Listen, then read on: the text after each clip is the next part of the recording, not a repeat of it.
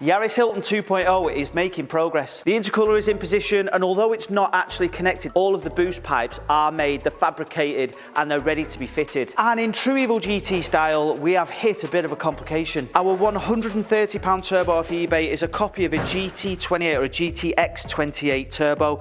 You guys that'll make much more sense to you guys at home than it does me. But this bit just here is the exhaust side of the turbo. This is where the downpipe is going to come from. And Max Speeding rods on eBay don't sell this flange with the turbo, so we've got to try and work out what it is. So the common sense thing to do is to go on eBay, GT28 turbo flange kit, and this is what we got, this thing here, which you think, great, yeah, that should fit. Well, no, it doesn't. It's too big for a start, and the holes aren't in the right place. So although that is apparently a GT28 flange, for a GT28 turbo, well, clearly it's not. So it's back to the drawing board. We ordered another one, which is this one, and this looks promising because, well, probably not that way, but maybe that way. No, yeah, no, no.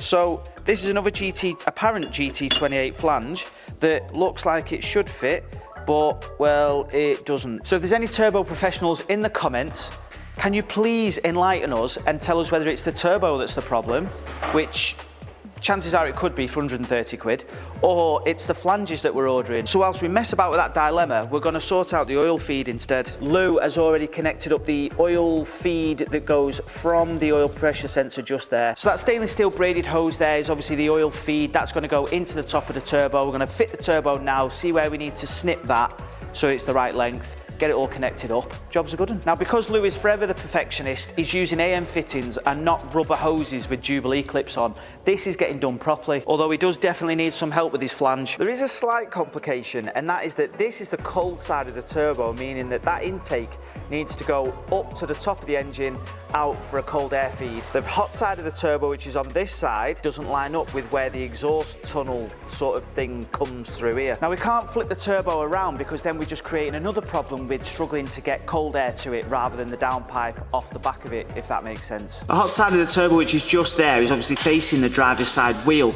So with a bit of fabrication and a bit of manipulation, we'll be able to bend that round and back through. I'm going to remain positive for this video because I'm absolutely certain we will have this car driving and running, maybe not amazingly well, but we will definitely get it running by the end of this video. Now that the initial bit of the downpipe is attached, we have put the big boy exhaust back on so that we know exactly where it needs to attach to this.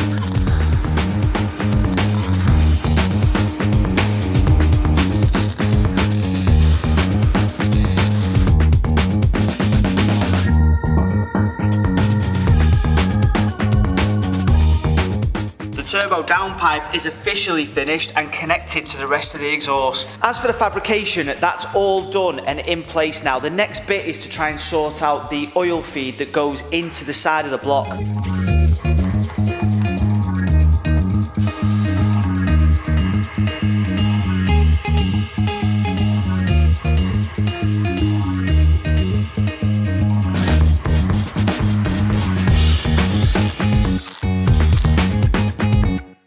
So that's the oil feed fittings that come from the bottom of the turbo. I don't know if you can see that just up there, and comes down to the bottom of the sump.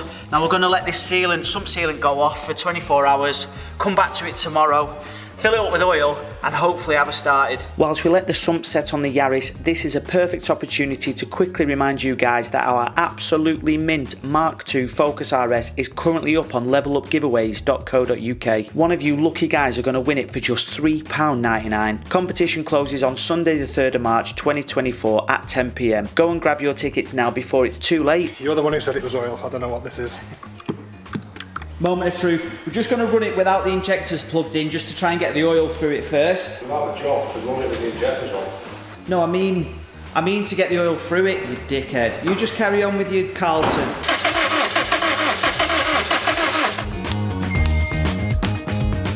Let's just hope after all that hard work, it doesn't literally go boom.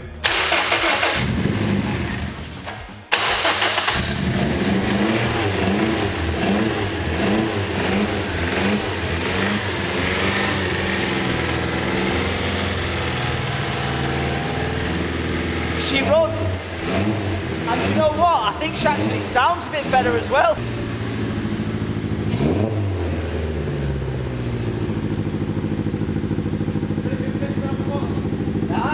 What you say? Anything pissing out the bottom? Anything pissing out the bottom? Let's have a look.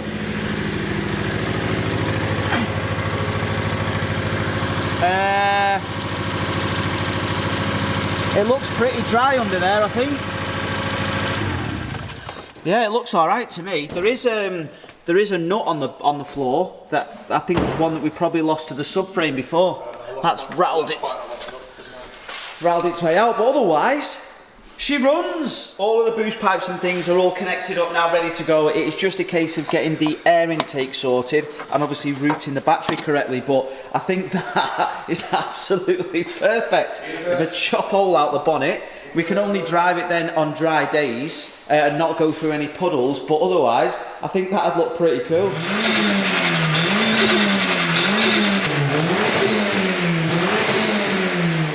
Listen to them turbo flutters. It had like a really weird, horrible, tinny sort of rasp before, but now the turbo's on it. We've done absolutely nothing with the exhaust other than the downpipe, obviously. That sounds absolutely amazing now. Exhaust is blowing, that is the least of our problems. What we want to do is just make sure that this runs okay first and foremost, and we seem to be moving along. We've got no fuel, that's the only other worry. It is flashing to say there's no fuel in it, and we've got an engine management light. I reckon that's because there's no lambda sensors. we have, you're driving that like me missus drives her car here. I want to be on the way back before I send it, so I can coast if it shits itself. There's a bit of a rattle, but I'm pretty sure that rattle is coming from the exhaust. I'm sure it is. The arch liners aren't on as well. And the arch liners are flapping around because there's actually no front bumper on it at the minute. So, yeah. Mate, listen to this.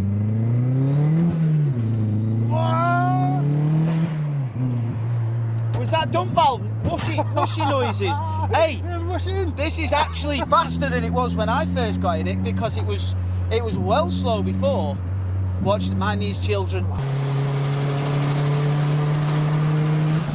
Yes!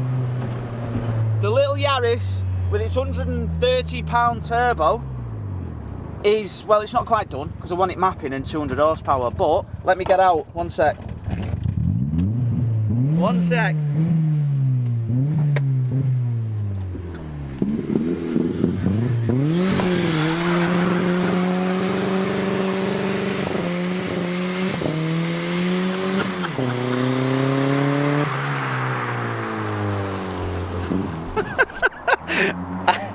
For those who don't know, I had this car when I was a kid and I got caught speeding in it. One thing I can definitely tell you is it didn't sound anything like that or go anything like that, but I'm absolutely made up now that the little Yaris that absolutely nobody is watching on the channel, I think it does like 20,000 views, but I mean that car was £1,000. I think the turbo, as I said, was 130 quid.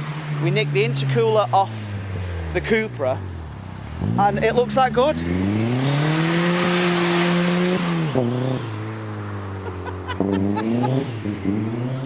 Yes! YouTube makes you do some silly things and I hope you all enjoy it.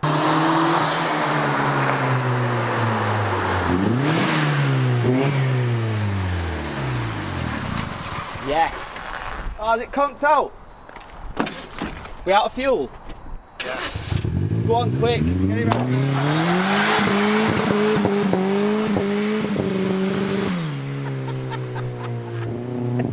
Now the mad thing is that absolutely nothing in regards to the ECU and sensors and wiring or anything has been done to this car at all. All we have done is put a turbo in the way of the exhaust manifold and the exhaust itself.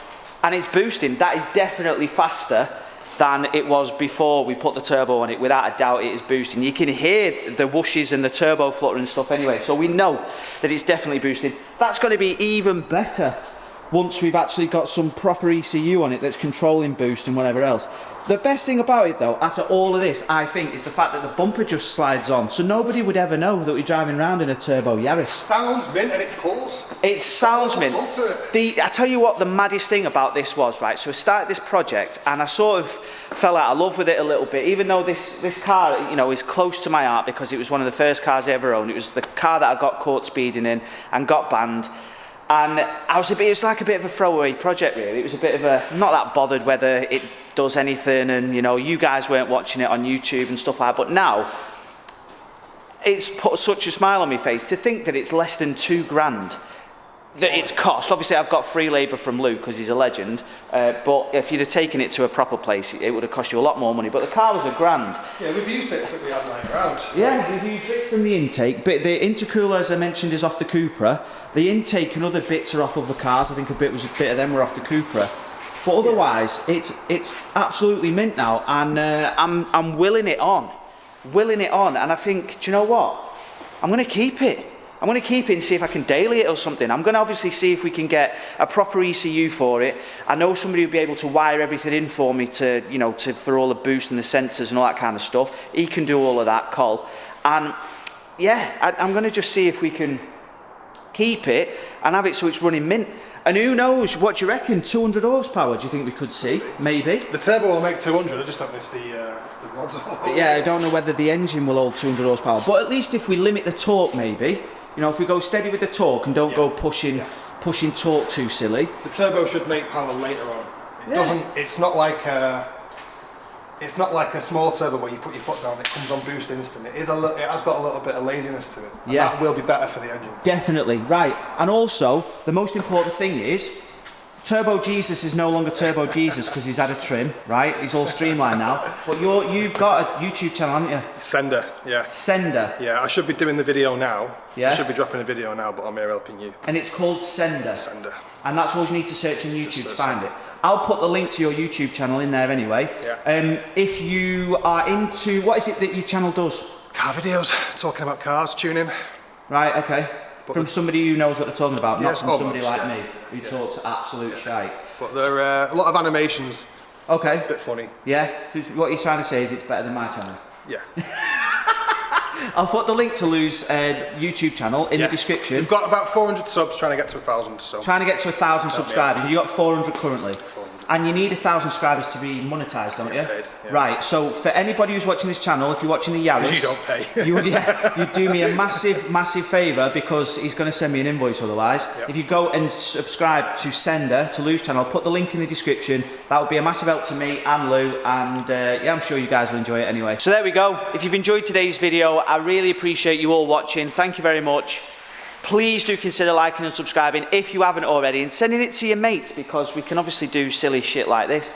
Rule 264 as well. Yes, that is, if you Google Rule 264, the highway code, it tells people to stay out of the middle lane, stop hogging the middle lane, keep left unless you're overtaking, which is what we should all be doing, and especially when an absolutely rapid Yaris is coming up your arse, you need to get out of the way, don't you? So rule264.com. Go and get your merch. Go and support the Keep Left clothing movement. If you've enjoyed today's video, thank you very much. We've got plenty more to come. There's obviously the ECU to sort out, the wiring for that, because I would now really like to have this running right and running properly, and obviously not sort of over-fueling or doing whatever the ECU's messing about trying to get it to do. But I mean, that is a thumbnail in itself, isn't it? Surely, look at it.